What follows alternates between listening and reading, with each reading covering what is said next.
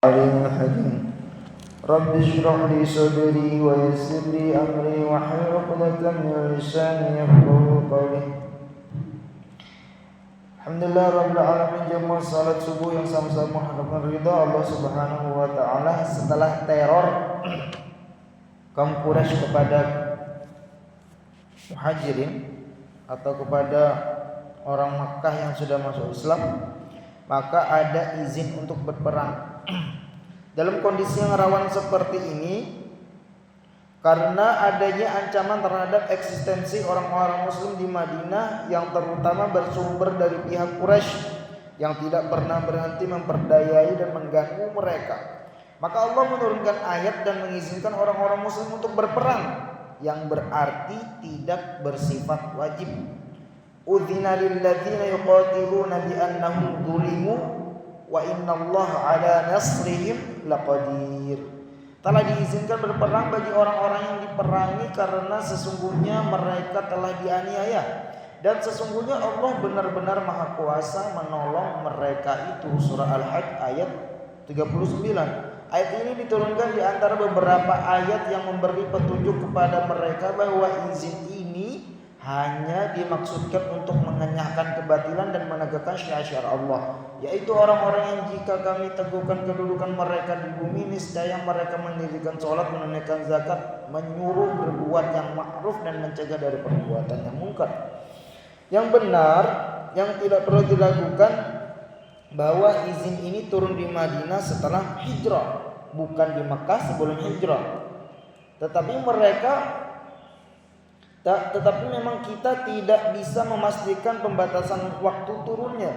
Izin untuk berperang ini sudah turun, tetapi ada baiknya jika sikap yang diambil orang-orang muslim dalam menghadapi kondisi yang dipicu Quraisy dan kenyataan ini ialah dengan cara menunjukkan kekuasaan terhadap jalur perdagangan Quraisy yang mengambil rute dari Mekah ke Syam.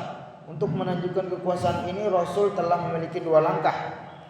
Yang pertama adalah mengadakan perjanjian kerjasama atau saling tidak menyerang, atau bahasa sekarang adalah gencatan senjata, dengan beberapa kabilah yang berdekatan dengan jalur perdagangan itu. Jadi dulu ada jalur sutra, memang betul-betul di situ adalah jalur perdagangan bangsa Arab pada waktu itu, dan menjadi penghalang antara jalur itu dan Madinah. Di bagian terdahulu sudah kami paparkan perjanjian beliau dengan pihak Yahudi, yaitu begitu pula perjanjian kerjasama atau tidak saling menyerang dengan Juhainah.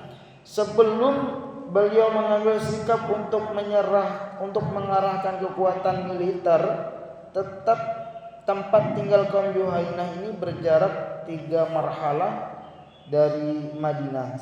151 marhalah sama dengan perjalanan kaki selama satu hari. Yang kedua adalah mengirimkan beberapa kelompok utusan secara terus-menerus dan bergiliran ke jalur perdagangan itu.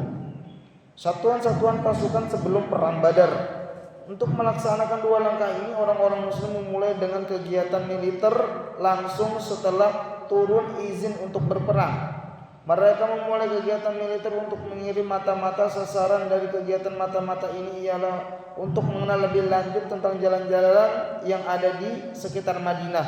Begitu pula jalur ke Makkah mengadakan perjanjian dengan kabilah-kabilah yang berdekatan dengan jalur itu dan memperlihatkan kepada orang-orang musyrik Yathrib, Yahudi dan suku-suku Badui di sekitarnya bahwa kaum muslimin adalah kaum yang kuat.